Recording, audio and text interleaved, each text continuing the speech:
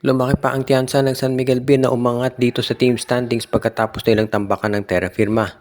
Pinangunahan ni Benny Boatwright at Junmar Fajardo itong San Miguel Beer at ang ganda rin ang kontribusyon ni Jericho Cruz at ni Don Trollano. Sa ngayon, itong San Miguel Beermen ay nakikita na natin na mukhang maganda na yung kanilang formal entry dito sa quarterfinals at kung tatalunin nila ang Phoenix Fuel Masters, baka umangat pa sila sa number 6 or number 5. Mukhang aabot pa sa top 5 itong San Miguel at depende na lamang doon sa quotient system kung kakayanin pa nila yung top 4. Sa ngayon kasi itong San Miguel, tiyempong-tiyempo maganda yung nilalaro nila at dito natin makikita na okay yung ginawang preparation nitong si Coach Leo Austria dito sa mga players niya.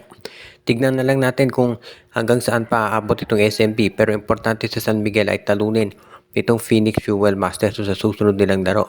Medyo mabigat yung pagkatalo ng Phoenix dito sa Macau at dahil dyan yung Phoenix medyo alanganin ngayon yung sitwasyon nila. At maganda yan dito sa San Miguel dahil ang Phoenix ang isa sa mga kalaban nila sa team standings. Kaya sa tingin ko pwede para dito sa San Miguel Beermen na magawa nga ng paraan at makuha talaga nila yung ganitong klaseng panalo. Kaya sa tingin ko, itong San Miguel Beermen magiging maganda yung playoff position nila. Sa ngayon, medyo dehado pa yung chance nila na magkaroon ng twice to beat. Pero kahit meron silang twice to beat disadvantage, sa tingin ko, maganda pa rin yung pwesto nitong San Miguel Beermen. Kinakailangan lang natin tignan mabuti kung hanggang saan ang aabutin nitong kanilang roster. Dahil kung ikaw itong si Coach Leo Austria, alam niya yung history ng San Miguel. Nanalo na sila ng championship na 8 seed dati no si Chris Macaulay yung import. Pero kinakailangan siguraduhin ng San Miguel Beermen na ngayong conference na to, mas mabigat yung mga kalaban. So kinakailangan pagandahin pa nila yung kanilang magiging laro. Totoo nga ba na itong si Bolbol ay papalitan ni Javal Magi? Isa yan doon sa mga umiikot na mga balita ngayon. At ayon dito kay Homer Sison na in-interview si Coach Reyes, sinabi niya na hindi raw totoo na papalitan nila si Bolbol ni Javal Magi. Mananatili daw na si Bolbol ang import nitong TNT Tropang 5G. Sa ngayon kasi, sinabi ni Coach Reyes na hindi raw totoo yung report na yan at mananatili sila na si Bolbol ang import. Wala daw silang kontak kay Magi at sa agent niya at hindi niya alam kung saan nagagaling yung ganyang balita. Siguro kaya lumalabas yung ganyang report ay dahil nga hindi na satisfied yung mga fans maski na yung siguro yung ding ibang mga supporters ng TNT dito sa nangyayari sa katropa. Dahil 6-6 yung record nila at marami nagsabi na dapat nasa top sila nung standings dahil nga yung import nila ay NBA level. Alam natin, dekalidad talaga itong si Bolbol pero dahil nga dito sa kanilang pagkatalo, marami nagsasabi na ang problema kasi masyadong na-focus yung opensa ng TNT dito kay Bolbol. At yan ang dahilan kung bakit sila ay natatalo. Nawawala na nung rhythm o yung flow yung opensa ng TNT dahil masyado silang umaasa dito kay Bolbol pagdating sa opensa. At yan ang dahilan kung bakit ngayon ay hindi maganda ang kalagayan ng tropa. Sabi nga nila nung huling game naka 53 points si Bolbol at isang local player lang ang naka double figure si Calvin Oftana. At ang nangyari, natambakan yung TNT, umabot ng 20 yung lamang ng Magnolia. Kaya nga ngayon, ang sabi ng iba, mas maganda siguro palitan itong nasabing import. Pero sinabi ni Coach Reyes na hindi raw nila papalitan si Bolbol at mananatili na siya ang magiging import nila at hindi raw totoo na si Javal Magi ang susunod na hahawakan nitong lineup nitong si Coach Reyes. Kaya nga sa ngayon, itong si Bolbol, asahan natin 100% yan ang magiging import ng TNT Tropang 5G. Ito namang Phoenix Fuel Masters ay sinabi na hindi pa na gumagaling yung injury ni Richie Rivero at yan ang dahilan kung ba't hindi siya nakapaglaro doon sa game kontra Macau.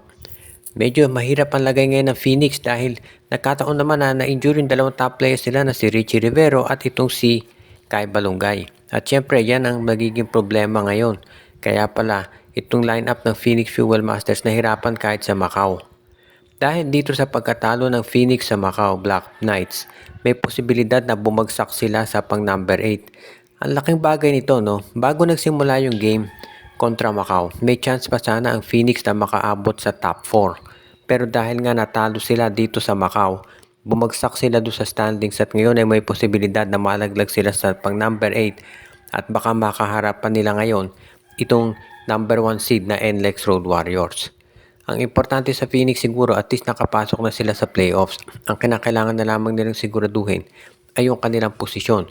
Kung mapupunta sila sa number 8, 7 or 6, depende na yan doon sa iba. Pero ngayon, ang isa pang kinakailangan siguraduhin ng Phoenix pagdating ng playoffs ay healthy na o maganda na ang lagay nitong si Richie Rivero. Dahil hindi sila pwede maglaro sa playoffs nang wala si Rivero at wala si Balungay. So far, namamanage sila na wala si Kai Balungay dahil nandun naman yung kanilang import na si Jonathan Williams. Pero kinakailangan nila yung scoring nitong si Richie Rivero dahil kung wala yung scoring ni Richie, mahihirapan talaga itong Phoenix Fuel Masters dito sa pag-adapt o paglaban sa NLEX dahil grabe umiscore ito si Robert Bolick, si Shawnee Winston at yung kanilang import na si Cady Lalane.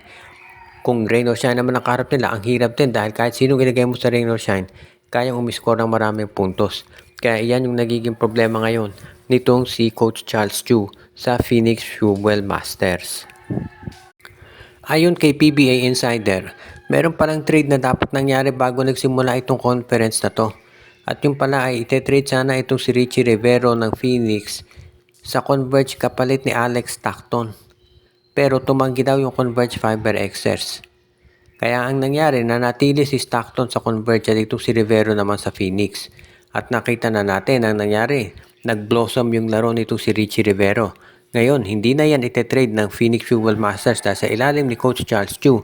Naging isa na dito sa pinakamahusay na scorers ng PBA itong si Rivero.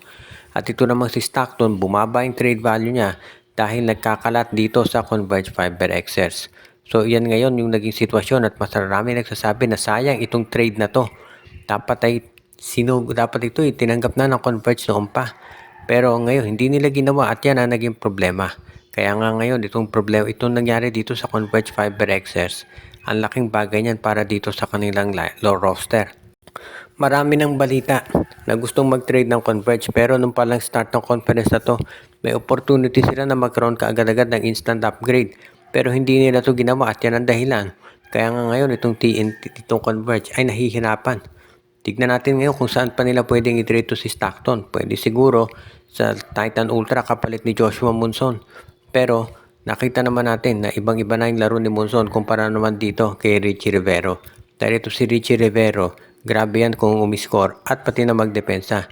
At sa aminin na natin, mas mataas yung basketball IQ ni Richie Rivero kaysa dito kay Monson. Lalo na pagdating sa shot selection. Nakita nyo naman na nangyari sa mga huling games nitong Titan Ultra. At yan ang dahilan kung bakit yung trade value ni Monson ay bumaba na. Pero kung sa bagay, baka halos parehas na sila ng trade value ngayon nitong si Alex Stockton. So baka matuloy pa yan. Binabati natin yung ating mga regular na mga viewers na sila Michael D., Anthony Alon, Romeo Conchada, Donel Santiago, Monde Guzman, si Ireneo Salangsang, si Malyari Mascareñas, Edwin Carmona Jr., Judy Villarosa, Jonel Alagon, Katsakino Ducusin, Joshua Giray, Espejo at Rosales Family, RG Bueno, Ronald Berbosidad at iba pa.